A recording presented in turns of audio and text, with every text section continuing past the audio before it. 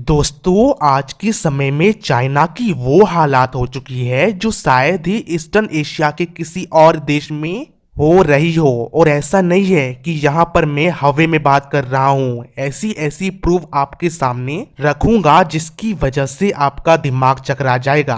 तो दोस्तों वीडियो को शुरू करते हैं। दरअसल हाल ही के दिनों में चाइनीज गवर्नमेंट के द्वारा एक सर्वे करवाया गया था चाइना में, जिसमें ये देखा जा रहा था कि चाइना के अंदर कितने लोग बेरोजगार हैं। तो इसमें देखा गया कि 15% लोग चाइना में असलियत में बेरोजगार हैं। लेकिन इस रिपोर्ट की एक खामियां है कि इसे चाइना की गवर्नमेंट ने पब्लिश किया है। जैसा कि हम जानते हैं चाइना अपनी असलियत दुनिया से छुपा करके रखता है और जो भी असलियत होती है उसे कम दिखाता है। तो इससे आप ये बात तो समझ सकते हैं कि यहाँ पर जो 15% का जो रेशियो है इससे कई गुना ज्यादा चाइना के अंदर बेरोजगार युवा घूम रहे हैं। और चाइना की सरकार ने एड़ी चोटी का जोर लगा दिया था, जिसकी वजह से इस रिपोर्ट में सच्चाई जितनी कम हो सके उतनी दिखाई जाए। लेकिन इसके बावजूद भी चाइना के अंदर 15% लोग बेरोजगार हैं। दोस्तों इसका कारण कहीं ना कहीं चाइना की शी जिनपिंग सरकार है। ये बात मैं नहीं बल्कि खुद चाइना के सिटीजन चाइना से बाहर रह करके कह रहे हैं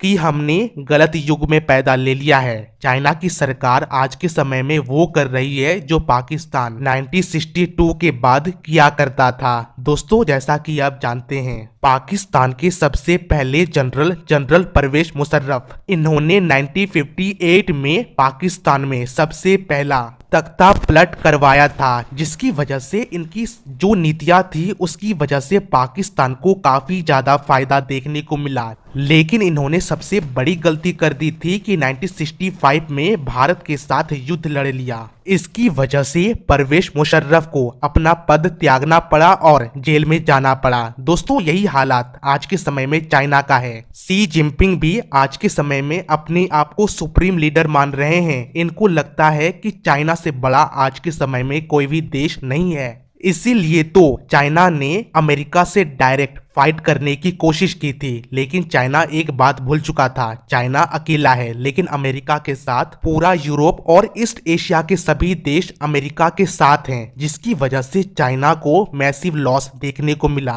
क्योंकि जो अमेरिकन कंपनी चाइना के अंदर इन्वेस्ट कर रही थी उन्होंने अमेरिका के डर से चाइना से अपना सारा बिजनेस पुल आउट कर लिया। और तो और कोरोना वायरस जिसे चाइना ने खुद ही जन्म दिया उसने चाइना की रीढ़ की हड्डी ही तोड़ दी, जिसकी वजह से चाइना के अंदर डिफ्लेशन देखने को मिला। मैं यहाँ पर एक बात ऐड कर दूंगा कि इन्फ्लेशन और डिफ्लेशन दोनों ही अलग अलग चीज होता है। जहाँ पर इन्फ्लेशन में किसी देश के अंदर महंगाई बढ़ती जाती है तो वहीं पर डिफ्लेशन के अंदर महंगाई जो होती है वो कम होती जाती है और ये इन्फ्लेशन के मुकाबले ज्यादा खतरनाक होता है। और यही कुछ चाइना में देखने को मिल रहा है। चाइना के अंदर जो प्रॉपर्टी का भाव आसमान छुआ करता था आज के समय में जमीन पर आ चुका है। इसीलिए कई सारी कंपनियां चाइना में बंद होती जा रही है। उसकी वजह से कई सारे वर्कर बेरोजगार हो चुके हैं, जिसकी वजह से चाइना में सामान तो सस्ता है लेकिन खरीदने के लिए पैसा ही नहीं है। लेकिन चाइना की सरकार इन सभी बातों को छुपाती जा रही है, इन सभी चीजों को दुनिया के सामने नहीं आने देना चाहती है। इसीलिए तो हम जो कुछ भी चाइना के बारे में जानते हैं सच्चाई इससे काफी ज्यादा अलग है। वैसे दोस्तों आप इसके बारे में क्या राय रखते हैं कमेंट सेक्शन में जरूर बताइएगा। Thank you watch my video.